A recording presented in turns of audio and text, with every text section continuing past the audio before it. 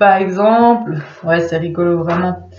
Par exemple, tant que les deux personnes se parlent d'adulte à adulte, ben c'est très équilibré et c'est super comme interaction verbale. Par exemple, ça pourrait être quelle heure est-il?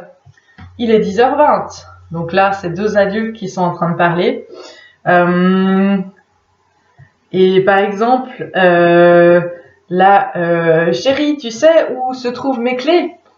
Et puis l'autre, en fait, au lieu de répondre ah je sais pas, je les ai pas vus aujourd'hui, ben il répondrait à partir du parent. Si tu rangeais tes affaires, tu saurais où elles se trouvent. Il répond à partir du parent et il s'adresse non plus à l'adulte en face, mais à l'enfant. Et là, en fait, ça fait que la communication, les transactions sont croisées, voilà, ils appellent ça comme ça. Puis du coup, la communication, elle est momentanément interrompue et déviée de son sujet initial. Là, ça pourrait initier une dispute ou un fight, carrément. Et du coup, la personne, elle peut répondre à partir de son adulte et tout revient dans l'ordre, ou alors elle peut répondre à partir de l'enfant. Oui, mais c'est pas de ma faute si dans cette maison il y a la place nulle part pour ce qu'on essaye de chercher. Enfin bref, qui répond en tant qu'enfant démuni qui se plaint à son parent. Ça peut être des habitudes, hein. Deux personnes, la personne 1 et la personne 2 peuvent être habituées à elle toujours être dans l'enfant, puis elle souvent faire le parent. Puis je fais le parent comme ça, mais ça peut être un parent vraiment protecteur, bienveillant, encourageant. Je sais pas si je vais y arriver, je suis pas assez bien, mais si, t'es vraiment génial, tu peux y arriver, tu peux le faire, mais tu vas pas me quitter quand même, non, t'inquiète pas, je suis là. Enfin, ça peut être des habitudes de toujours échanger d'enfant à parent entre deux personnes, et puis après, pour revenir à un échange d'adulte à adulte, ben ça peut être challengeant quand on se met à observer en fait dans quel état du moi on est habituellement ou à certains moments, ou avec certaines personnes, ben ça peut être déjà très intéressant de juste constater ah ben cette personne elle me parle tout le temps en parent en fait, elle veut tout le temps me donner des solutions ou me protéger ou m'aider ou me donner des conseils alors que je lui ai rien demandé en fait. Mais alors est-ce que peut-être que c'est une habitude de se mettre en enfant puis de se montrer démuni et puis d'appeler à l'aide par exemple ou plein d'autres scénarios, hein, bien sûr. Et voilà, donc c'est des rapports qui peuvent aussi très facilement se faire typiquement en entreprise avec notre manager, notre chef. On pourrait très facilement avoir la tendance de se positionner en enfant quand on va le voir et qu'on lui demande l'autorisation de démarrer tel projet ou le soutien pour telle ou telle chose. Et du coup, ça peut être vraiment une tendance qu'on remarque même pas, mais de se mettre en enfant par rapport à l'autorité.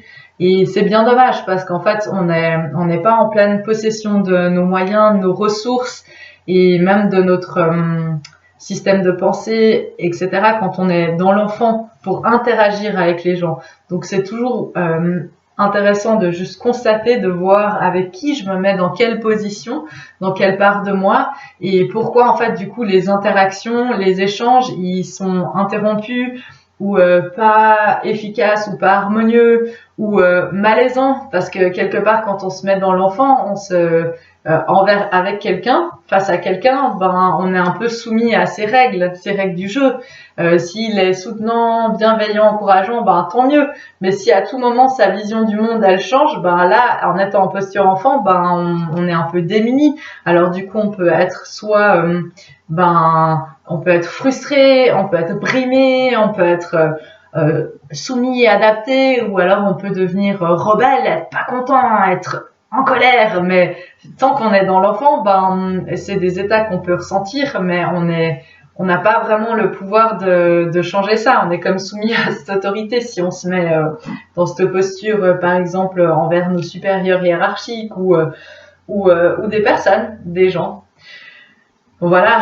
Après, c'est intéressant on en parlait récemment avec ma belle-sœur, dans quel état, enfin, à quel point c'est difficile quand on est en lien avec nos propres parents de rester dans son adulte intérieur et d'interagir avec l'adulte en face. si ici c'est notre parent, notre vrai parent, notre père ou notre mère, et qu'ici ça c'est nous, à quel point on trouvait que c'était vraiment, enfin, le challenge sup de rester adulte face à notre parent, en fait, notre vrai parent, et de lui parler à sa part adulte, et de peut-être lui, il a l'habitude de encore nous parler en parent et s'adresser à notre part enfant. Et très vite, ça peut revenir en habitude parce que toute notre vie, en tout cas jusqu'à toute notre enfance et notre adolescence, on était vraiment un enfant et notre parent était vraiment le parent. Sauf qu'à un moment donné, on est adulte et en fait, ça peut être vraiment un exercice, mais attention, c'est souvent un exercice challenge plus, de rester dans notre adulte face à notre parent. Puis bien sûr, avec nos parents, on a tous nos parents dans la vraie vie, on a tous joué des scénarios différents. Ça peut aussi arriver qu'enfant, on nous ait demandé d'être beaucoup dans notre parent déjà, alors qu'on avait peut-être 8 ans ou 6 ans, et gérer des situations avec notre parent, mais leur parent enfant. Ça, c'est tout à fait possible. Il y a pas mal de gens qui ont vécu des scénarios comme ça, donc ça met plein de confusion dans toutes ces parts de nous. Et donc voilà, ce que je voulais dire par là, c'est que l'exemple de l'interaction, l'échange avec nos vrais parents, nos parents dans la vraie vie, c'est un peu le challenge plus, je trouve, de rester en adulte et de parler à leur part adulte. Il y a plein d'autres exemples et après on peut avoir des discussions passionnantes à ce sujet. Mais voilà, là je pense qu'on a déjà fait un très bon tour d'horizon. Donc l'analyse transactionnelle, ça parle vraiment de ces transactions entre deux personnes et les trois parts à l'intérieur de chacune des personnes, la part parent, la part adulte et la part enfant.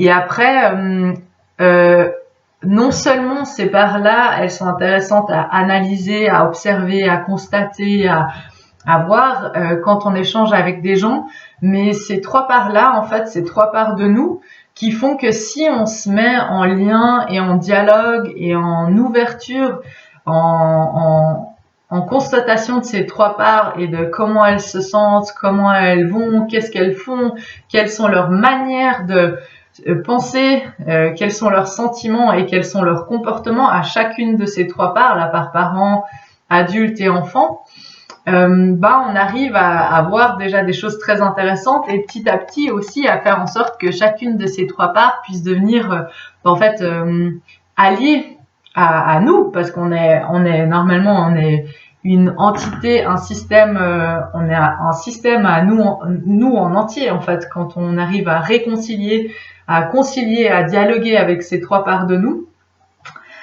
quand on arrive à devenir notre propre parent, et ça c'est quand même assez fort, quand on arrive à devenir notre propre parent et qu'on arrive à harmoniser, à discuter entre notre parent intérieur, notre enfant intérieur et notre adulte qui est bien là parce qu'on est adulte, et qu'on arrive à les mettre d'accord dans une direction commune en ayant le cadre, la protection, et aussi les idées, l'énergie, la joie, l'enthousiasme, et puis toute la rationalité avec les ressources, avec la vision, avec la stratégie, l'analyse, mais aussi toute l'effusion, l'enthousiasme et tout ça. Et en fait, là, j'ai nommé plein d'adjectifs qui correspondent plus aux parents, à l'enfant, à l'adulte. Je les ai mis pêle-mêle, tous ces adjectifs, mais c'était quasi que des adjectifs. En fait, c'était des adjectifs super et positifs.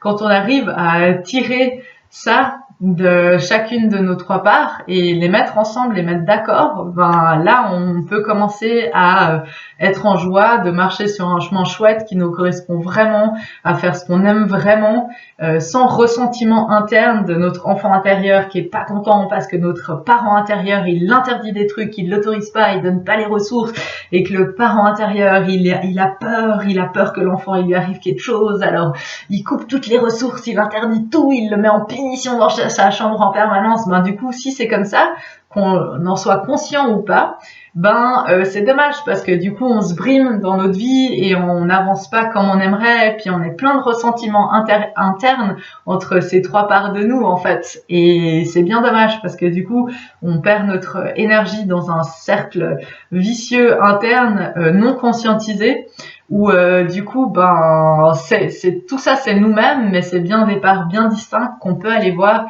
et qu'on peut apprivoiser, connaître, rencontrer, avec lesquels on peut échanger comme des gens dans la vraie vie en fait, des figures, des personnes dans la vraie vie, et on peut faire ça avec ces trois parts de nous aussi, et ça c'est vraiment très intéressant. Voilà. Du coup, l'idée, je trouve, enfin ce que je trouve moi génial, c'est que quand on travaille sur ces trois parts de nous, en coaching par exemple, ou avec d'autres méthodes ailleurs, ce que je trouve vraiment intéressant, c'est qu'on arrive à devenir une équipe à soi-même. On est juste une personne, mais à l'intérieur de nous, on a ces différents états qui se mettent à travailler ensemble en joie avec toutes les choses qu'on aurait besoin dans une équipe en entreprise par exemple, de la part du chef, du leader, du manager, et de la part des collaborateurs et entre collaborateurs.